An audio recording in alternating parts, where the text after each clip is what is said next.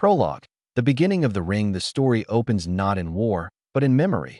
A flashback of two hobbits, Smeagol and Deagol, fishing. When Deagol discovers the One Ring beneath the river's surface, Smeagol's greed consumes him. He murders his friend and claims the ring, beginning his slow transformation into Gollum, twisted by its power. The journey to Mordor. Frodo Baggins, Elijah Wood, weary and weakened by the ring's burden, continues his journey to Mount Doom with Samwise Gamgee, Sean Astin. Their guide, Gollum, Andy Serkis, schemes to betray them, leading them toward Shelob's lair, a monstrous spider dwelling in the darkness. Sam grows suspicious of Gollum, but Frodo, exhausted and paranoid, defends him. Their friendship strains as the ring gnaws at Frodo's spirit. Gandalf and the White City. Meanwhile, Gandalf, Ian McKellen, Aragorn, Viggo Mortensen, Legolas, Orlando Bloom, and Gimli, John Rhys Davis, arrive at Minas Tirith, the great city of Gondor. There they find a kingdom in despair, ruled by the steward Denethor, a man broken by grief and madness. He clings to his fading power, refusing to accept Aragorn's rightful claim as king. That Denethor's younger son, Faramir, fights bravely, but without his father's love, overshadowed by the memory of his dead brother, Boromir. The muster of Rohan and Rohan, King Theoden, Bernard Hill, rallies his riders for one last stand. The beacons of Gondor are lit across the mountains, fiery signals blazing in the night. Aragorn, Legolas, and Gimli watch as flame after flame ignites, calling for aid. Theoden answers, and the riders of Rohan prepare to march. Eowyn, longing to fight, disguises herself as a man and rides with them, defying her king's command. Frodo's betrayal. Shelob's lair. Guided by Gollum, Frodo is led into the lair of Shelob. The monstrous spider attacks, stabbing Frodo with venom. Believing him dead, Gollum cackles in triumph.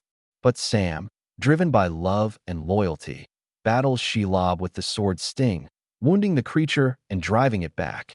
Sam cradles Frodo, heartbroken, before realizing that orcs have taken him captive. He must fight on, alone. The siege of Minas Tirith. The armies of Mordor march upon Gondor. Catapults hurl fire and stone, towers burn, and the sky is blackened. On the city walls, Gandalf rallies the defenders, his white staff a beacon of courage amid despair. Denethor, overcome by madness, orders a pyre built for himself and his wounded son Faramir, believing both doomed. Gandalf intervenes, rescuing Faramir, while Denethor, engulfed in flame, hurls himself from the citadel. The Battle of the Pelennor Fields. At the darkest moment, horns echo across the plain. The riders of Rohan arrive. Theoden leads the charge, sunlight glinting on their spears as they crash into the orc hordes. The battle is fierce and desperate. Theoden is mortally wounded by the Witch King of Angmar, Lord of the Nazgul. But Eowyn, revealing her true identity, stands against him. With Merry's help, she slays the Witch King, fulfilling the prophecy that no man could kill him. "I am no man," she declares, striking the fatal blow. Aragorn and the army of the dead. Aragorn, accompanied by Legolas and Gimli, takes a perilous path through the mountains to summon the army of the dead, cursed warriors bound by oath. In a storm of green ghostly light, they sweep across the battlefield, turning the tide of war. The final march. A diversion. With Mordor's forces shattered but not destroyed, Aragorn makes a bold choice. To give Frodo a chance, he leads the remaining armies to the Black Gate of Mordor, challenging Sauron directly. Standing before overwhelming darkness, Aragorn delivers his defiant speech. "A day may come when the courage of men fails, but it is not this day. This day we fight." The armies charge, a final act of sacrifice to distract Sauron's gaze. Mount Doom. The Ring's End. Meanwhile, Frodo and Sam struggle toward Mount Doom, starving and broken. Sam carries Frodo upon his back, whispering, "I can't carry it for you, but I can carry you."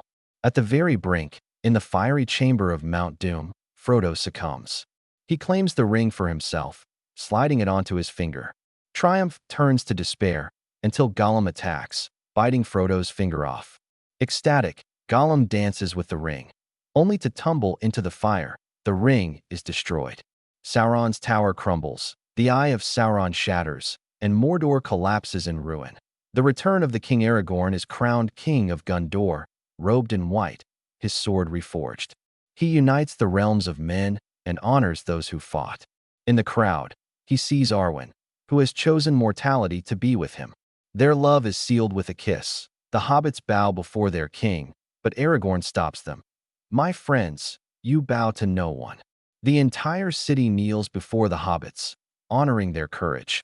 The journey home, the hobbits return to the Shire, forever changed. Though the world at home is unchanged, they can no longer live as before. Sam finds love and marriage, but Frodo is scarred, unable to heal. The Grey Havens, the end of the Fellowship at last. Frodo departs Middle-earth. With Gandalf, Bilbo, and the elves, he sails into the west, to the undying lands, seeking peace beyond the world. His farewell is bittersweet. He leaves behind Sam, Merry, and Pippin, entrusting the Shire to them. Sam returns home, embraces his family, and whispers, "Well, I'm back." Closing The Return of the King is not just the end of an epic trilogy, but a meditation on friendship, sacrifice, and the burden of power. Frodo may not have destroyed the ring by his own strength, but without Sam's love, Aragorn's courage, and the Fellowship's loyalty, the world would have fallen. It closes with hope. Kingdoms restored, darkness vanquished, and the smallest of heroes proving that even the humblest can change the fate of the world.